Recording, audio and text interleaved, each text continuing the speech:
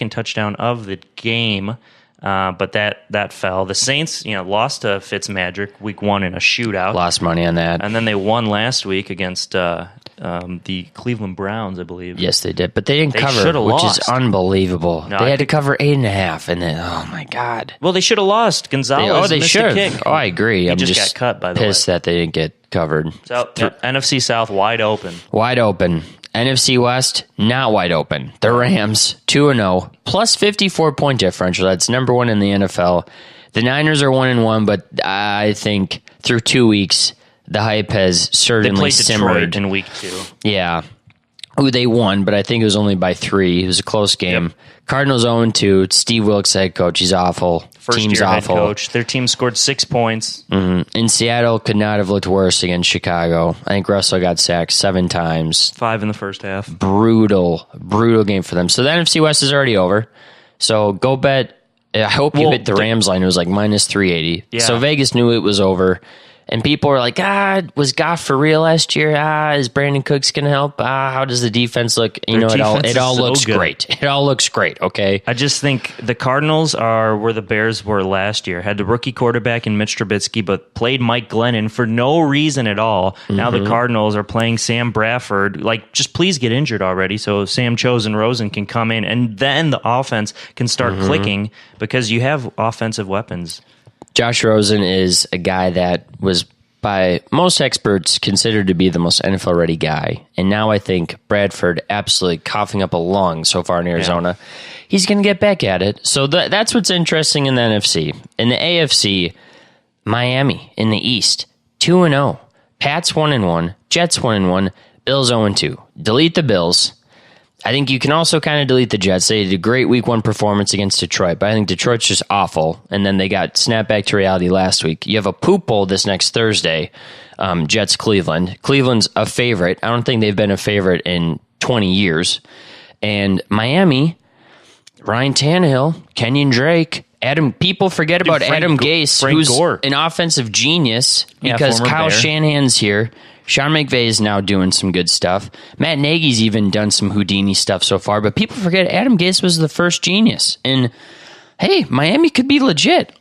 Yeah. Easy schedule team, too. Another easy schedule team. Yeah, the Patriots played the Jacksonville Jaguars week 2 in Jacksonville in like 95-degree heat in Florida. That was not fun. And Jacksonville just shows how good their defense is. But the Patriots getting Josh Gordon, I think they're just going to run away with the division again. I have him on one of my biggest fantasy teams. I was incredibly depressed in myself that I drafted a guy that got cut in week 2 because I should have known better.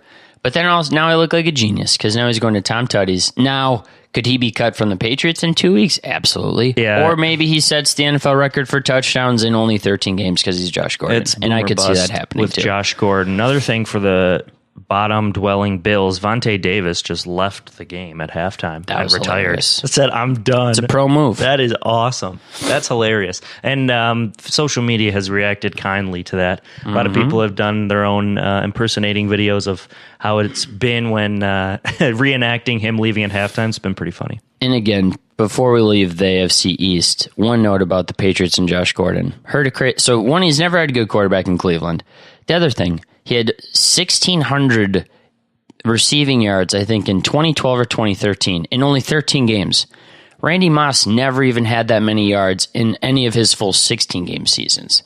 So that's just how talented Josh Gordon can be. If him and Tom can figure it out, literally top 3 wide receiver in the NFL. Could be. So just so you know. Could be. Just That's so you know. when he was on the drugs.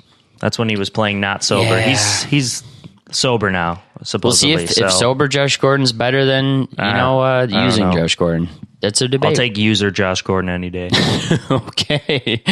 AFC South, Jaguars, 2-0. And Blake Bortles is absolutely doing very well. 60% completion percentage, 553 yards, 5 tutties to 2 interceptions, and he's running the ball as well. 10 attempts for 77 yards. This was a really hot take division where people were saying, oh, Jacksonville, they're going to take a step back. They got lucky last year. No. All their weapons and offense are gone. They have Keelan Cole, D.D. Westbrook, bunch of dudes. Fournette was out. TJ Yeldon's their back, and Yeldon? they absolutely put the whoop daddy on the Patriots. Did Yeldon Unbelievable. get buckets last week? I picked Yeldon up. He was okay. Because he wasn't great. Fournette's a question mark. The Jags are for real. They're amazing again. I think people that were doubting them, no. And they were, man, the odds on them to win that division at the start of the year were pretty good too. I hope you guys ate that up. I didn't take it. I put money on Houston. They're 0-2. So that's my one question with this division, Rick. Deshaun Watson hasn't been great, but he hasn't been horrible either. Do you think Houston can get back in it? Because they have the dudes. I mean, they have the studs. Yeah, I think, well, and they've had 2 tough weeks, right? I mean, the Titans, they played them very closely in Tennessee, which I thought Houston was going to roll over them, but, clearly things aren't clicking right now for Houston, and then they played the Patriots in week 1. That's a tough matchup. I think Deshaun can figure it out. Obviously, he's in his second year, and it's still almost like a rookie season because he didn't have a full last year to get through. The Titans don't scare me at all. No. The Colts' defense is a big question mark. Yeah, Andrew Luck's going to air it out and score a lot of points, but can they stop the opposition? Jaguars, Dede Westbrook's back, people. Dede is in the house. Pick him up in fantasy if he's available. And he is a guy, think some people probably don't know about this. The year Baker Mayfield was up for the Heisman, he was too. He caught like 100. He averaged 200 yards receiving. Yeah, it was unbelievable. Over like a 6-game stretch that season. He had one of the best seasons ever by a collegiate wide receiver, so the dude's talented. Wasn't a high draft pick, but he should have been. Moving on to the AFC West, Kansas City, absolutely putting it on the entire NFL. Patrick Mahomes, me and my Mahomies, 10 touchdowns in 2 weeks. Phenomenal. Denver, a team we both liked. A team we said, listen, folks, we saw Case Keenum last year. He was good. They got DT. They got Emmanuel Sanders. They're playing this Lindsey running back that they drafted in the 7th round who's been, I think he's like top 5 in the league in rushing. Denver's been a very good team. This is a very good division. The Chargers 1-1, and they've played pretty well. And the Raiders are also contending for the Poop Bowl, one of the worst teams in the NFL. So 3 really good teams in the AFC West. But Kansas City, what? Yeah. Are they the Super Bowl favorite in the AFC? I mean, my Lord, they've been so good. Well, you got to bet the over every time Kansas City plays because they take over a game. They're kind of like any team in the NBA Western Conference, right? They're just run and gun. They're not going to play defense, even though they do have some defensive weapons. But, again, Mahomes, 10 touchdowns, 0 interceptions. Good for him. They were comparing him to Mitch Trubisky because Mahomes was also drafted last year. Mahomes in 2 starts, 10 touchdowns, 0 interceptions, QB rating of 143. And then, so that's this year. Then this year for Mitch Trubisky, QB rating of 80. Ooh. A bit different there. A little bit. And yeah, Bears moved up in the draft to get him second. Deshaun went after, and Mahomes. So now looking great for the Bears so far. In retrospect, maybe not the best move, but time will still tell. It's not over yet. Oh, not over yet. Back to this division, though, AFC West. Case Keenum, 13th in the NFL in quarterback rating. Sick. Yeah. I'm a fan for life of his, honestly. Emmanuel Sanders is back. Whoever picked him in fantasy this year, super happy. Him and Demaryius Thomas getting fed this year. Getting fed.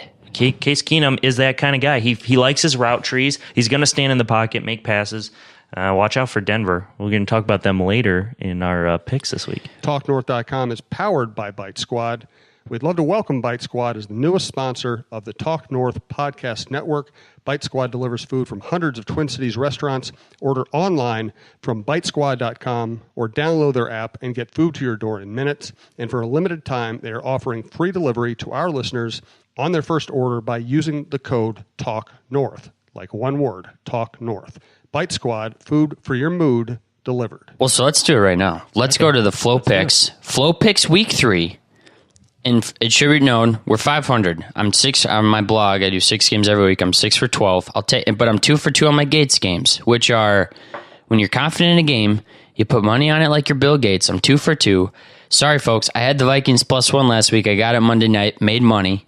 A lot of people probably didn't because they were never the underdog after that night, but I got it. So a tie actually was good for me. But Rick, these lines in Week 3. They were tough when we looked at them in the beginning. We figured it out, but we figured it out. Talked it through. Let's run it down. Colts +6 versus the Eagles. Now, here's the thing. The Eagles have cost me money 2 weeks in a row. They've let me down 2 weeks in a row. 0-2 against the spread so far. Colts 1-1 against the spread. And here's how I have confidence. It's in Philadelphia. In Philly. Good note. early, though, so the weather isn't as big of a factor as in those late October, November games. Andrew Luck, 4 touchdowns, 3 interceptions, averaging 260 yards per start, and he's leading the NFL, I believe, right now, completing 71% of his passes, albeit the lowest pass per attempt and passing per catch that he's ever had. Yep. But he's legit. People are concerned, is this guy hurt? No. Andrew Luck's good. And the Eagles have not been good. They have not been good whatsoever. Their defense has been brutal. They're bottom half in the league in every single category. Wentz comes back. But listen, I think the Colts offense covers this game. I don't see, and here's Alshon Jeffrey probably isn't going to be back. Their weapons on offense are not what they used to be. Their offensive line is hurt. Their defensive line is hurt. I think this is a sneaky cover. I don't know why this line should really be closer. If you look at the team stats, the Colts are toe-to-toe with them. Yeah. It's just perception that's making this +6. Perception, because Wentz is back. So it's brand new. They've been playing with a backup quarterback. So, I mean, this is different, but if you compare it with Aaron Rodgers being out of the game versus when he's in the game, same thing. All right, Nick Foles was on fire last year at the end of the season with the Super Bowl run. That was some magic stuff going on. That magic is over, but Carson Wentz back makes it closer. I don't know. I'm stagnant on this because the Colts defense, anything could happen. Sucks. Like they can't stop anybody. So the +6 though, +6 is a lot of points. So is this a stay away for you, or are you betting this? Because I'm betting this. I'm staying away from it. Okay, that's good. Just because we don't know Carson Wentz yet, and so that's why I'm saying like, hey, I'm staying away from Wentz. But still, 6 points is a lot for Andrew Luck, who's going to air it out. It might be a good over this week too. No, that is a good over game. Speaking of good over games, Chargers versus Rams, dude. That's the Flow's number 2 bet this week. We love this. I love this bet. It's 48 points is the over/under, which isn't high enough. And here's the thing. Rams averaging 34 points per game this year. The Chargers averaging 30. So put 2 and 2 together. Now here's the thing. This is totally a trap game because these are 2 teams that actually have potentially good defenses. Now San Diego coughed it up week 1. Huge. Which gives me hope they can do it against the Rams. Against the Chiefs, but and so here's the thing. When we looked at this initially, I thought, easy over. When I marinated on it a little bit, I thought, man, this could actually potentially be a really good game where it's like 24-19. It's stupid and it doesn't cover. But I'm still in on this. Here's the thing. The weapons are not. Brandon Cooks has been amazing for that team. Cooper Kupp, Todd Gurley, Robert Woods. On the other side of Chargers, Melvin Gordon's been sick. Mike Williams finally caught a tutty. Shout out Clemson and Dabo. Keenan Allen is amazing. That the weapons will score those points. I feel great about that. And it's even odds. So hit that up. Over 48. Yeah, exactly. At the other end of the ball, Phillip Rivers, 6 touchdowns to 1 interception. He's the 4th highest completion percentage right now, 73.1 through the season. And yeah, 73? Melvin Gordon's on fire. He scored 3 touchdowns last week in the first half. Yeah, I mean, I think, again, that's why we think it's a high-scoring game, because eventually the defenses are going to get tired, and the offensive weapons are going to break through, have a big play, and then they're off. So the Eagles have been costing me money not covering 2 weeks in a row. The Saints have been costing me money not covering 2 weeks in a row. The Chiefs have been a cash cow early on in this season, folks. And here's the thing. Stick with them until they leave you behind. So Chiefs -7 versus 49ers. Bottom line, done. This is also a trap game. That is a Bush League line. This should be 4.5 or 5. There's no way they should be a touchdown favorite against 49ers. Their defense has not been good. But here's the thing. Just because Vegas and the bookies are cheapening us on the points doesn't mean that we're not going to bet it, and it doesn't mean it's not going to cover. The Chiefs' offense, bottom line, Mahomes versus Garoppolo. Mahomes will take it over. Look at the weapons on offense. Kelsey, Hunt, Watkins, Hill, 49ers. Marquise Goodwin might be back. Who are you going to throw to? Dante Pettis? Yeah. Matt Breida? Alfred Morris? No. Pettis is one of those great tight end names. Mm-hmm. It's one of those games like where... Heath Miller. Just look at it. It's a lot of points. Look at it objectively. Take the team that's been kicking some booty so far. I'm sticking with Mahomes. Me and my Mahomes. It's my fantasy football team name. It's my betting strategy this week. Done. Rick, what's our next game? Broncos +4.5 at the Ravens. What? Or is it at the Ravens? Yes, it's at Baltimore. Okay, this is, when we were talking about this before the show, this is our X Factor game. Right, because look at the notes. This is our X Factor. This is our X Factor game because this is going to change your money line. Right, you're going to win money on this game. The Broncos are +4.5 at Baltimore. This makes no sense. Baltimore can't run the football. Joe No. Flacco can't throw the football. It's been apparent that he is very suspect behind the lines, and he's one of those guys that's only been there because he won a Super Bowl, right? So they're sticking with him. Lamar Jackson hasn't been implemented enough in the offense to make an impact. And the Broncos, Von Miller leads the NFL in sacks. Yes, he does. 4.5, I think, or 5 just by himself. He's a threat all around. Again, we talked about Case